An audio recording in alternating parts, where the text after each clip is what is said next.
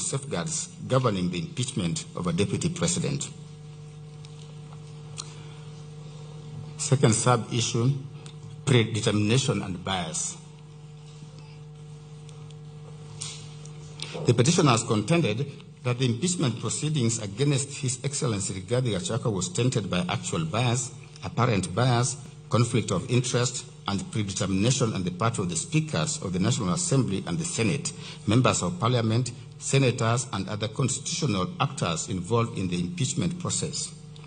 It was their case that various public statements, political conduct, and procedural decisions demonstrated that the outcome of the impeachment had effectively been determined before the proceedings commenced, and that the constitutional actors involved had failed to approach the process with the impartiality and openness required under Articles 27, 47, and 50 of the Constitution. The constitutional foundation of the petitioner's claim lies principally in Article 27, 47, and 50 of the Constitution. Article 27 guarantees equality before the law and the equal protection and equal benefit of the law. Article 47 guarantees every person the right to administrative action that is lawful, reasonable, and procedurally fair. Article 50, sub-article 1 guarantees every person the right to have any dispute that can be resolved by the application of law determined in a fair and public hearing before a court or where appropriate and independent and impartial tribunal or body.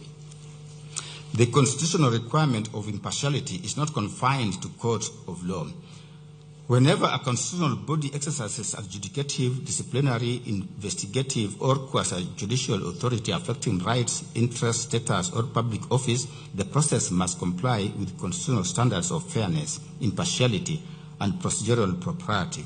This principle was affirmed by the Court of Appeal in Sholei v. Judicial Service Commission and 3 others in 2013, and the Judicial Service Commission v. Mbalu Mutava and another Civil Appeal number 52 of 2014.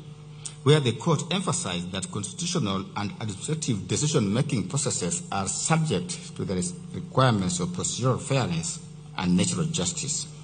In Mbalo Mutava, which I have mentioned above, the Court of Appeal observed that Article 47 transformed the common law principles of natural justice into constitutional imperatives, such that whenever public power is exercised in a manner affecting legal rights, status, or legitimate expectations, constitutional standards of fairness become directly applicable. In Sholei case, the Court of Appeal reaffirmed that public bodies exercising disciplinary or quasi-judicial authority must act fairly and impartially, and that public confidence in constitutional institutions depends not only on actual fairness, but equally upon its appearance. The rule against bias is one of the oldest and most fundamental principles of natural justice, embodied in the maxim nemo judex in causa sua, that no person shall be a judge in their own case. Historically directed at preventing decision makers from participating in matters in which they held a personal, financial, or proprietary interest, the doctrine has over time expanded to encompass circumstances giving rise to a reasonable apprehension that a decision maker may not approach a matter with the requisite impartiality, even in the absence of any direct personal interest. The modern test for apparent bias was authoritatively stated by the Supreme Court in Rai and 3 others versus Rai and 4 others, 2013, KLR, where the court adopted the objective test and held that the inquiry must be conducted from the perspective of a fair-minded and informed observer. The court emphasized that allegations of bias cannot be founded upon speculation, conjecture, suspicion, or dissatisfaction with the outcome of proceedings. There must exist objective circumstances capable of giving rise to a reasonable apprehension that the decision maker may not bring an impartial mind to bear on the subject. The Supreme Court reaffirmed and elaborated upon these principles in Kaplana, Rawal, and 2 others versus Judicial Service Commission in 2016, observing that the question is not whether a party genuinely believes that a tribunal is biased, but whether a reasonable and informed observer having considered all relevant facts, would conclude that there exists a real possibility of bias. The court further recognized that constitutional institutions must be protected from unsubstantiated allegations capable of paralyzing their functioning, and accordingly insisted upon an objective evidentiary foundation before a finding of bias can be made.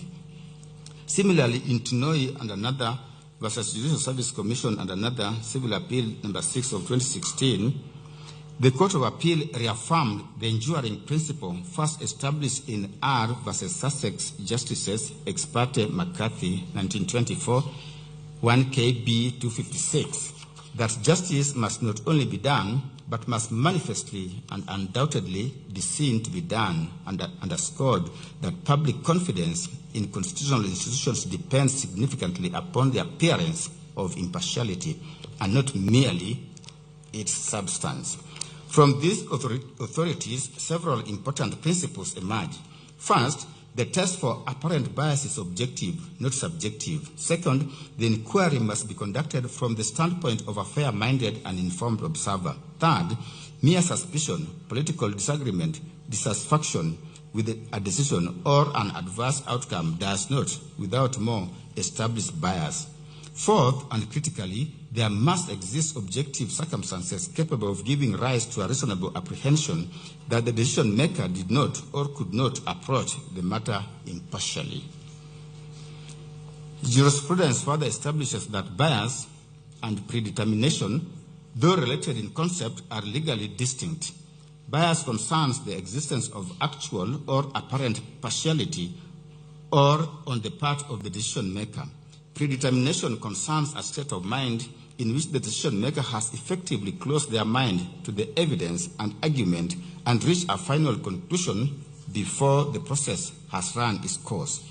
The distinction was illuminated by the English Court of Appeal in Lays versus Redder and Cleveland Borough Council in 2008, where the court drew a clear line between predisposition and predetermination.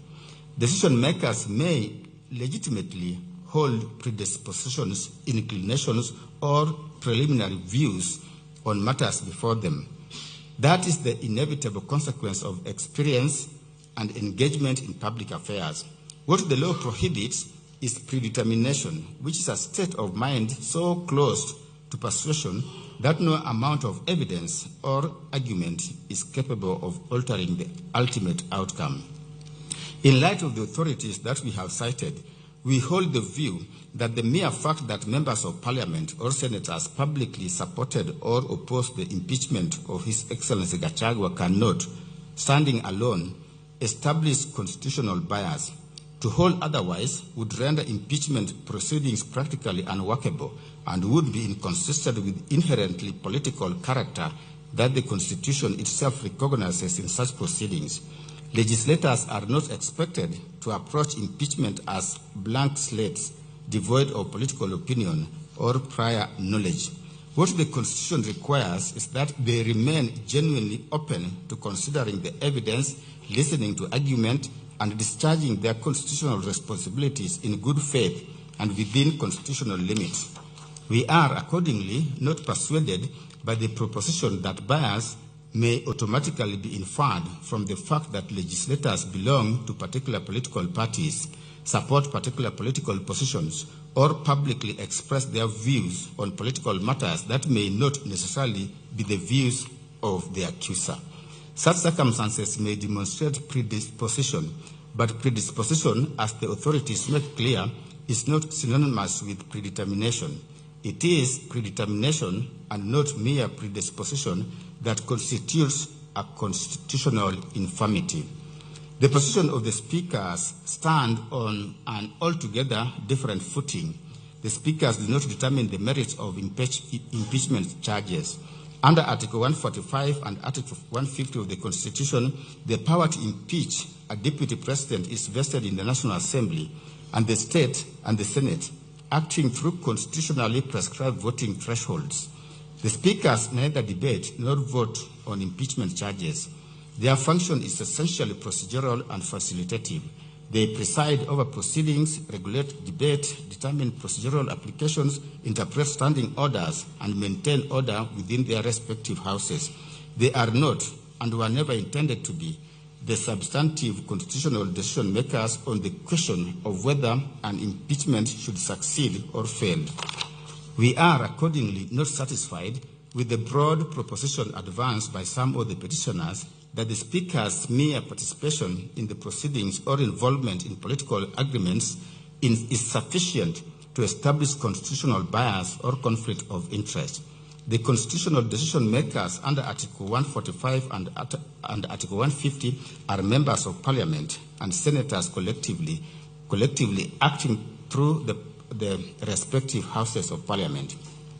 We therefore find that the allegations of bias, predetermination, and conflict of interest advanced by the petitioners against the Speaker's members of Parliament and senators are, on the material before this court, no more than bare and unsubstantiated assertions grounded in political inference and suspicion rather than in objective evidence capable of satisfying